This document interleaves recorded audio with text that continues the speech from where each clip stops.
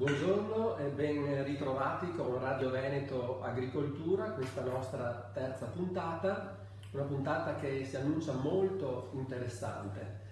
Abbiamo con noi ospite la dottoressa Elena Piutti, dottoressa forestale di Veneto Agricoltura, che opera presso il Centro Forestale di Pian Cansiglio, che è una delle aziende, uno dei centri meglio, che Veneto Agricoltura gestisce. Quest'oggi parleremo di un sacco di cose molto interessanti, perché parleremo di ambiente, parleremo di fauna, parleremo di flora e parleremo delle tante iniziative che si annunciano per l'estate che sta arrivando anche in Cansiglio.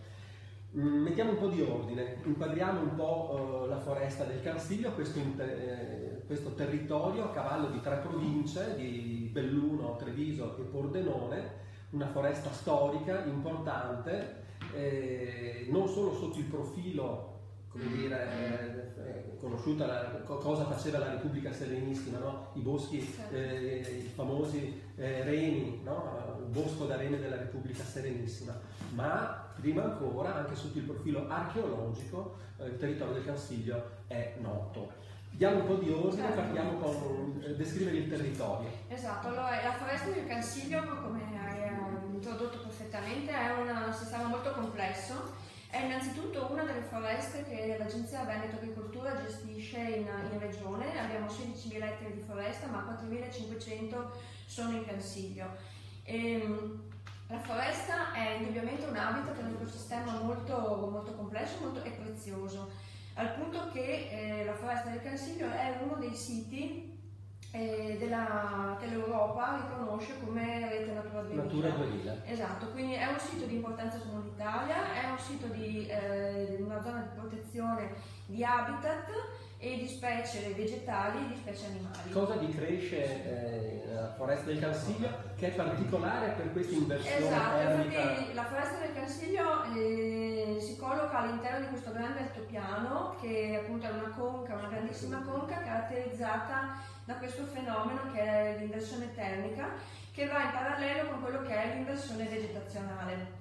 Per cui in sostanza cosa succede? Succede che quando uno arriva in Cansiglio vede quello che si chiama un po' il fenomeno della montagna rovesciata, cioè troviamo prima i prati, poi la foresta che man mano si estende fino alle cime dei versanti. Questo appunto è un fenomeno caratterizzato dal fatto che la foresta del Cansiglio è un bacino carsico, dove l'aria fredda ristagna nella parte più bassa e quindi i prati pascoli sono le specie vegetali che si adattano a queste temperature.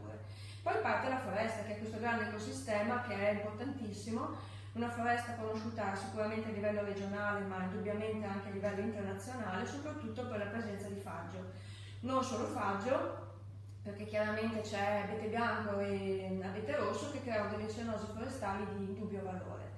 Un valore ricco di biodiversità, come si è detto appunto, sia vegetale che animale. Quindi la faggeta cresce sulla parte superiore, nella parte superiore del catino, perché appunto si inizia con i prati pascoli, poi c'è la fascia di conifere e bosco misto e poi la faggeta nella parte sommitale. Sotto il profilo il legname che si estrae dal bosco è importante. È molto importante, infatti la foresta ha un'indubbia vocazione produttiva. Ecco, la funzione produttiva è connessa al fatto che è foresta e comunque, ripeto, oltre alla foresta, alla parte produttiva, la foresta esplica anche la funzione di ovviamente regime alle acque, quindi ha una difesa idrogeologica, ma anche turistico-ricreativa. Sono le 3 funzioni principali degli ecosistemi forestali che l'agenzia appunto tende a conservare. Certo. Senta, qual è la fauna che vive nella foresta? Allora, la foresta del Cansiglio appunto è un habitat fantastico, direi, proprio per la vita degli animali. E ce ne sono alcuni più appariscenti, più facilmente osservabili anche dall'escursionista, ad esempio pensiamo alla fauna ungulata. Anche una grande quantità di animali, sia più piccoli, uccelli e anche micromammiferi, che sono fondamentali per creare questo grande equilibrio, questo grande equilibrio dell'ecosistema e la biodiversità. Oltre a questi però non va ovviamente tutta la parte vegetale. Certo. Ma prima di parlare della parte vegetale. È vero, l'orso e il lupo si sono fatti vedere ancora oppure no? Diciamo che sono di nuovo tra noi, ecco, piano piano è un fenomeno che sta investendo tutto l'arco alpino, un fenomeno europeo di diciamo, ritorno di queste presenze silenziose che stanno ripopolando i nostri boschi, grazie al fatto che sono habitat molto più in equilibrio e sicuramente ricchi di biodiversità, quindi adatti anche alla vita di questi animali che richiedono grandi areali e grandi spazi. Questo vale anche per la lince, ovviamente?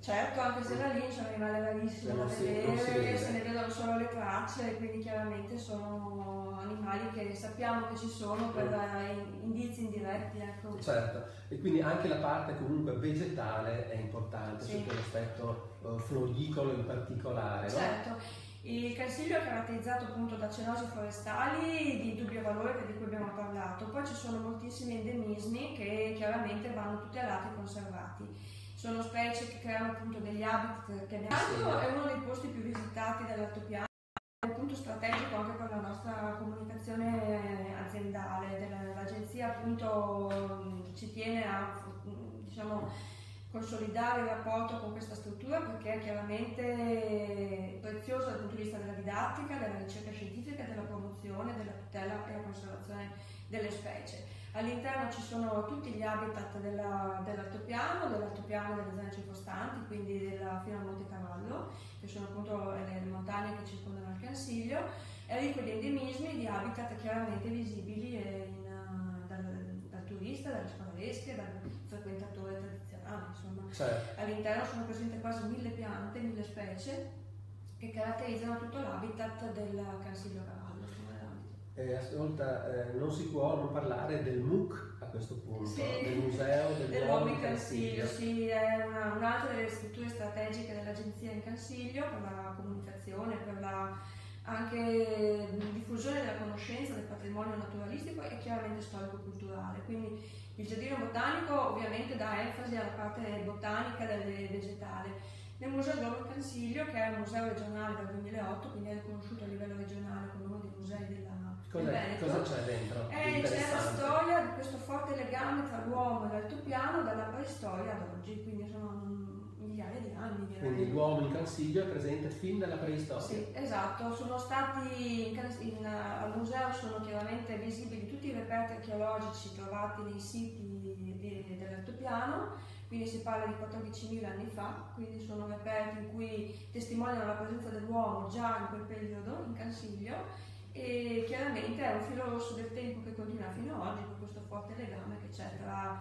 diciamo, l'uomo e l'ambiente. È partito appunto in epoche passate e poi attraverso la Serenissima abbiamo fortissimi reperti, anche un legame strettissimo col Cansiglio e ovviamente anche con la comunità Cimbra che viene rappresentata anche al museo. Sì. Perché nell'altopiano è presente una comunità Cimbra. Sì. Da dove arrivano e cosa Allora, praticamente la popolazione Cimbra in Italia è arrivata dalla Baviera, dalla Germania e specificatamente in Cansiglio è una popolazione che viene dall'altopiano di Asiago che si è spostata appunto in Cansiglio grazie alla presenza della faggeta, ecco, quindi di questa cenosi. Quindi dovevano svolgere attività di bosco. Facevano boscaioli e lavoravano moltissimo con legno, quindi con il bosco, sì.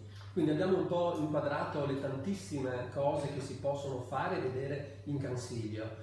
Non possiamo parlare del Cansiglio estate, no? Che si sta per aprire. Si sta per aprire, e sì. Cosa vuol dire? Allora, sono quasi 16 anni, anzi sono la 16ª edizione che Veneto Agricoltura porta avanti. È una manifestazione che appunto tutta l'estate dà enfasi a una serie di attività che consentono al visitatore di appunto approfondire in maniera molto più specifica gli argomenti di cui noi adesso abbiamo parlato, quindi la flora, la fauna, gli animali, eccetera. Ma perché una persona di domenica, un sabato deve venire in Cansiglio? Beh, perché può scoprire innanzitutto le bellezze dell'altopiano e le sue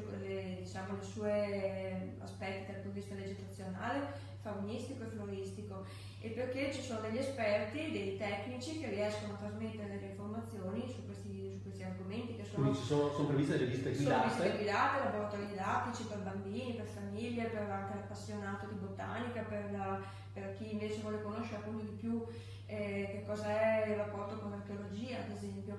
Quindi ogni sabato e ogni domenica, da fine maggio a fine settembre, ci sono questi appuntamenti in Cansiglio. Benissimo, quindi i nostri ascoltatori se seguono l'attività di comunicazione di Veneto Agricoltura, sul sito internet, sulle nostre newsletter, ma anche attraverso questi nuovi canali, potranno essere sempre, come dire, informati sulle tante iniziative che saranno organizzate. Sì, infatti, chiudiamo quindi con...